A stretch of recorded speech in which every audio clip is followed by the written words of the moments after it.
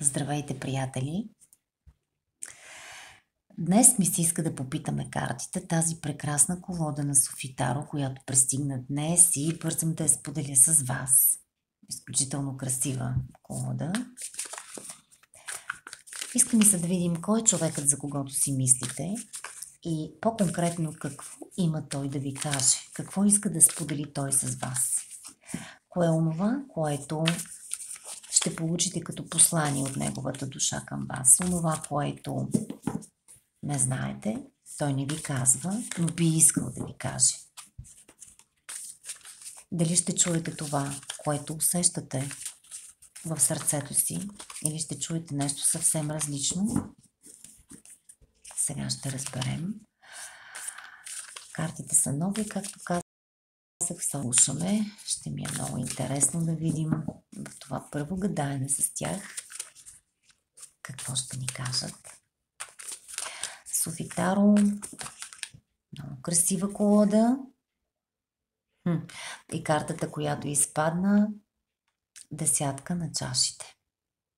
Една от най-прекрасните карти в Таро, която тук също е много красива, много цветна.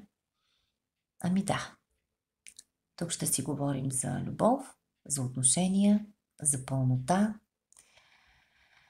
Но нека да видим дали са само намерения и ще има и действия. Да видим какво ще ви каже вашия човек, да вникнем, да обвините на неговото съзнание, да попитаме картите. Да попитаме картите. Кой е той? Кой е човекът, за когото вие мислите и искате да чуете какво мисли той за вас, какво има да ви каже?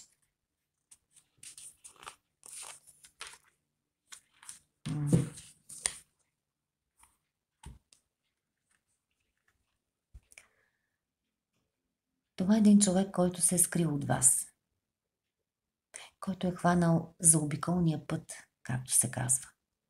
Покрил се, не знаете какво се случва с него, не знаете какво мисли той за вас, не знаете изобщо какво е в главата му, нямате представа нито за мислите му, нито за действията му.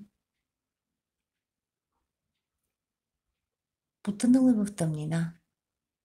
Виждате ли, по тази карта той не върви по осветения път. Той е потънал в тъмнина, той се е скрил в тъмата на гората. В една нощ на ума, в едни тъмни мисли и в едно премислене как да направи нещата така, че да се върне отново по пътя на светлината. Това е един човек, който умее да манипулира. От човек, който умее да обръща ситуациите в своя полза. Човек прикрит, който не говори, не казва. Трудно му е достигната до дълбочината на неговите мисли. Той не споделя, но е умен човек, комбинативен.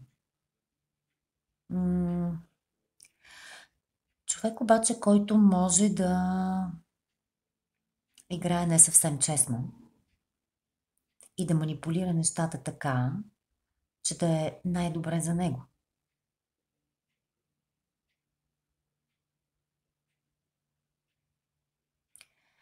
Не знаете вие нищо за него в момента. Да. Не знаете. Още, кой е той?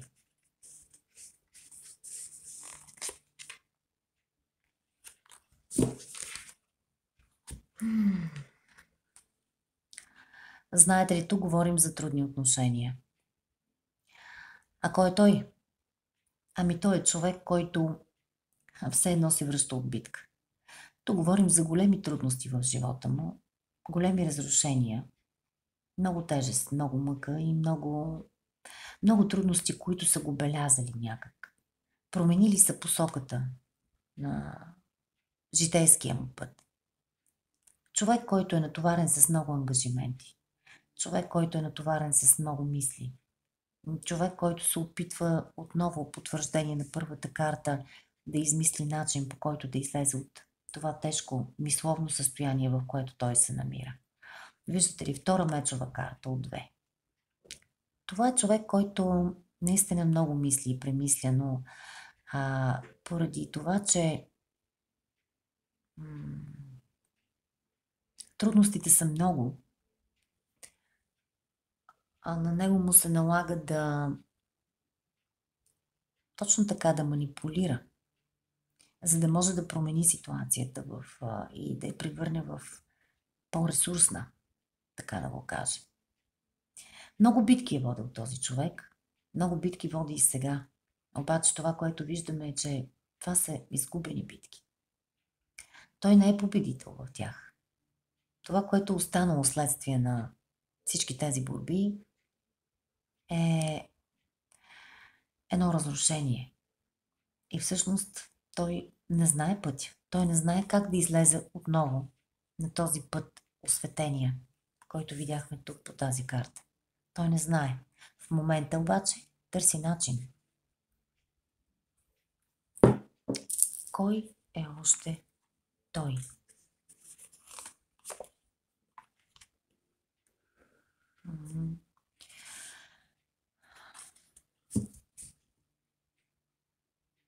Отново мечова карта.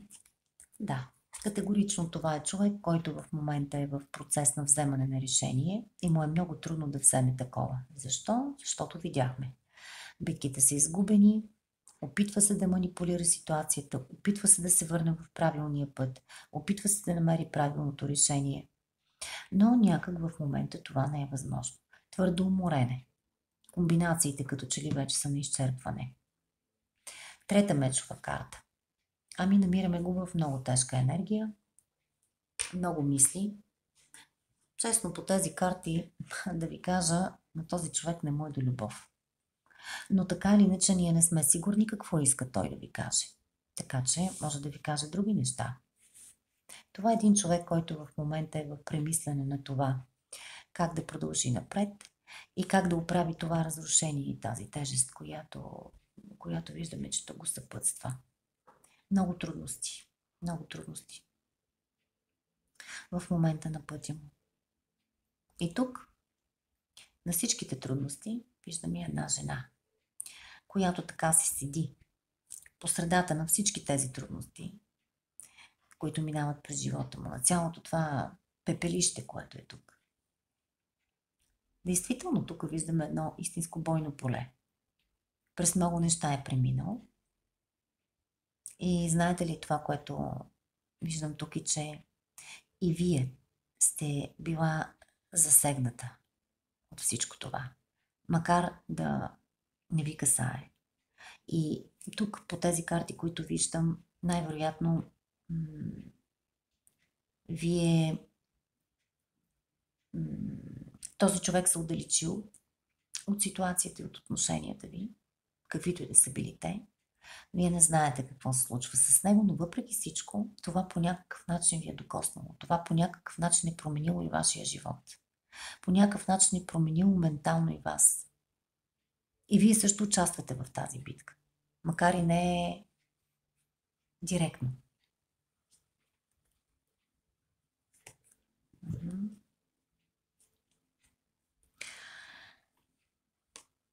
Нека да видим какво има да ви каже той. Да видим какво имаш ти да ни кажеш. Какво искаш да кажеш ти на тази жена?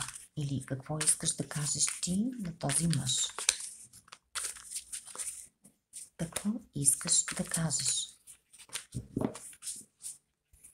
Какво искаш да се знае? Какво искаш да кажеш?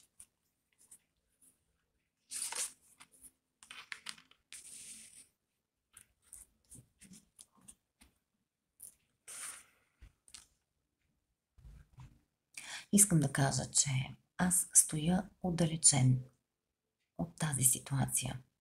Седа отдалечен, не показвам любов, но всъщност сърцето ми си ти. Всичко това, което беше между нас, то все още топли сърцето ми. Да, аз съм отдалечен.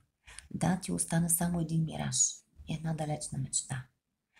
Но аз наистина те пазих в сърцето си. Макар и минало, ти си там. Макар и в миналото, ти си в момента в сърцето ми. Макар и да отмина и вече да не е, знай, че ти си в сърцето ми.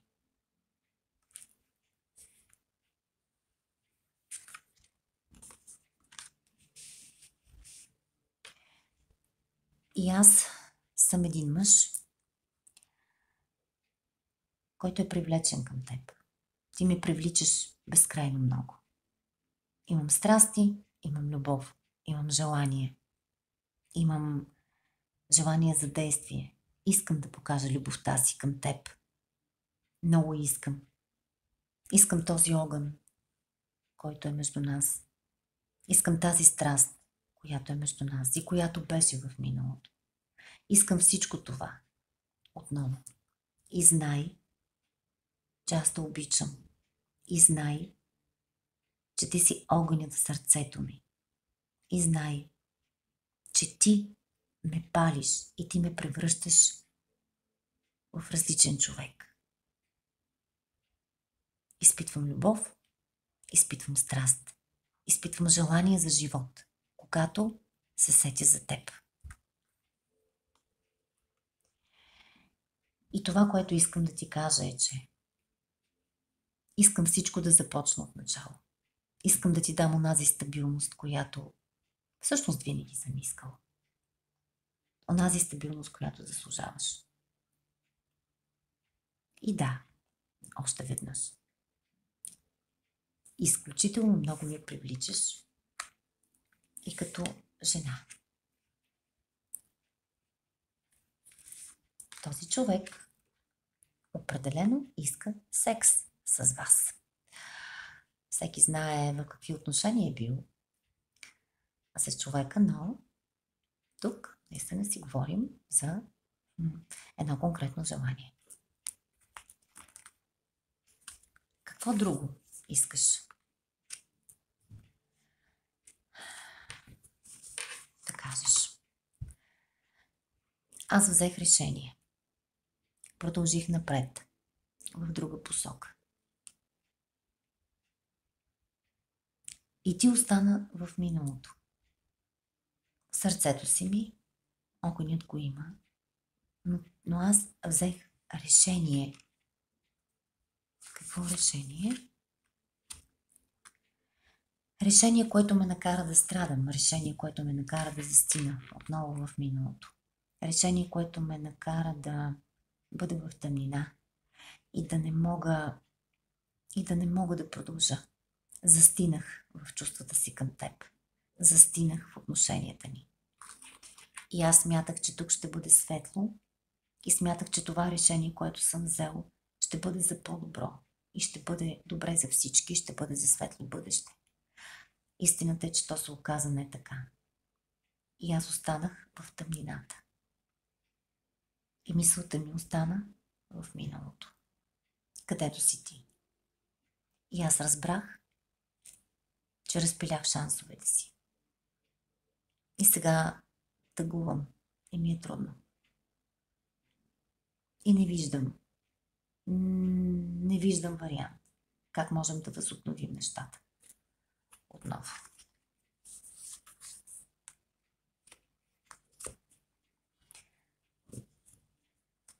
А толкова много искам да бъда твоят мъж. Да бъда онзи мъж, който да ти дава сигурност. Онзи мъж, с когото да съградиш всичко. Мъжът, който да се погрижи за теб. Да бъде твой император. Толкова много искам да ти дам сигурността, която заслужаваш. Аз искам да се погрижа за теб. Аз искам да бъда онзи стабилния мъж,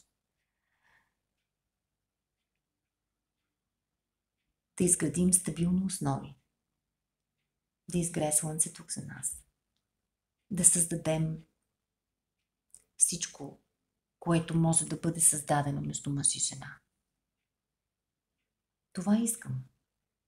Искам да бъда твой император.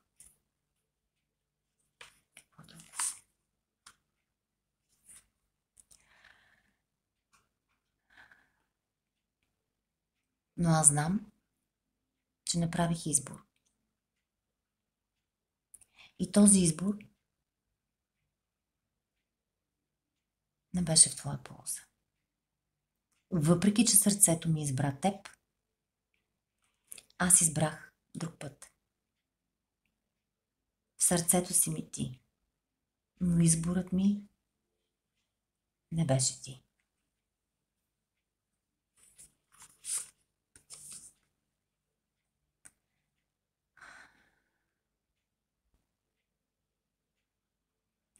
В момента съм се съсредоточил в работа. Много работя.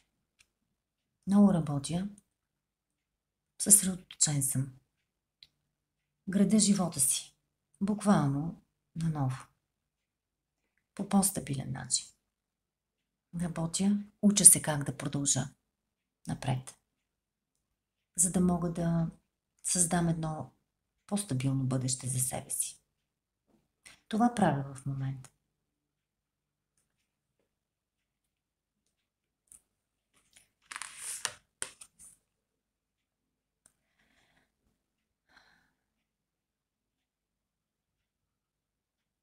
И знам, че ти си продължила също без мен. Аз знам, че ти нямаш нужда от мен. Аз знам, че ти имаш всичко. Знам, че ти си една прекрасна жена, която може да се грижи за себе си. Която знае как да върви през живота си. Зная това. Зная и това, че ти си по-голяма от мен. Като човек, като мисъл, като усещане за нещата, като енергия. Знам. Аз съм просто един чирак в сравнение с теб. Знам през какво си преминала. Знам какво можеш. Знам коя си. Знам каква си. Знам това.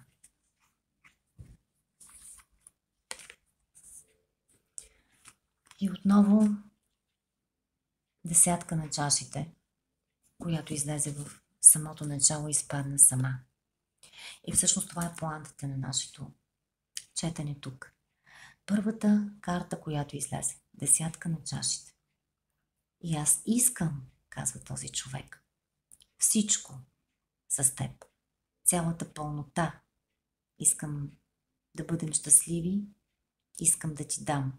Искам да завършим всичко това, което започнахме и да изградим животът на мечтите си. Заедно. Това искам да знаеш. Ние не го направихме. Но аз искам да го знаеш. Искам да го чуеш от мен. Знай го. Това е нещото, което искам дълбоко в сърцето си. Всичко с теб.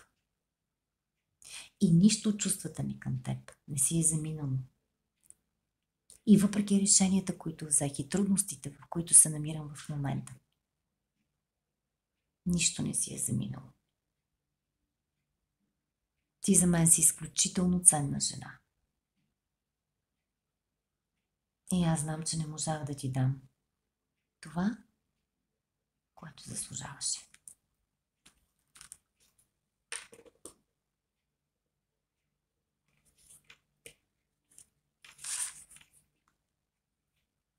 А ти заслужаваше само най-доброто.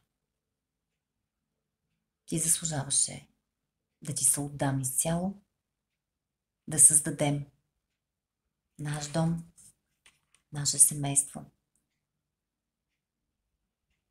Или, ако не това, то отношения, които да бъдат стабилни. Отношения, в които ти да се чувстваш обичана, спокойна.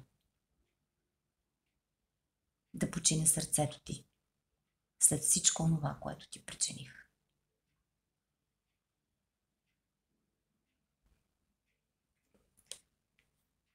И това, което изпитвам към теб,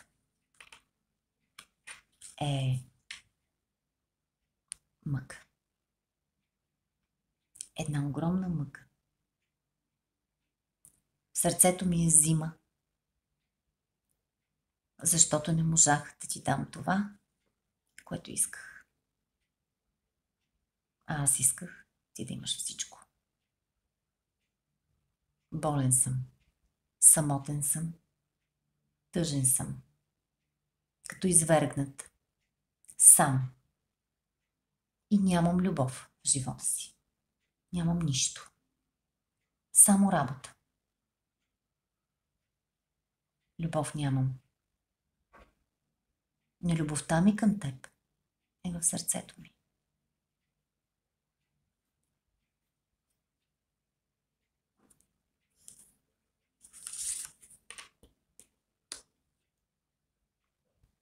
Ти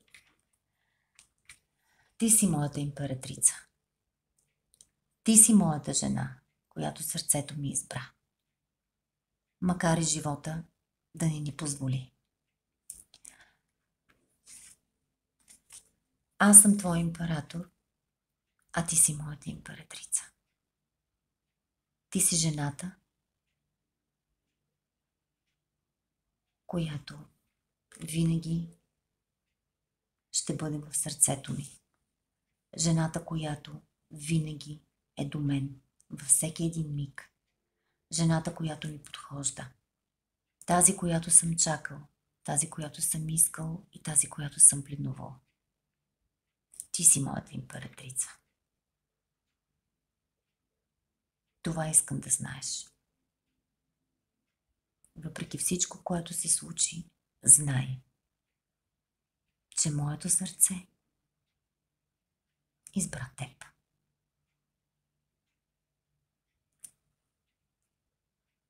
Благодаря на картите.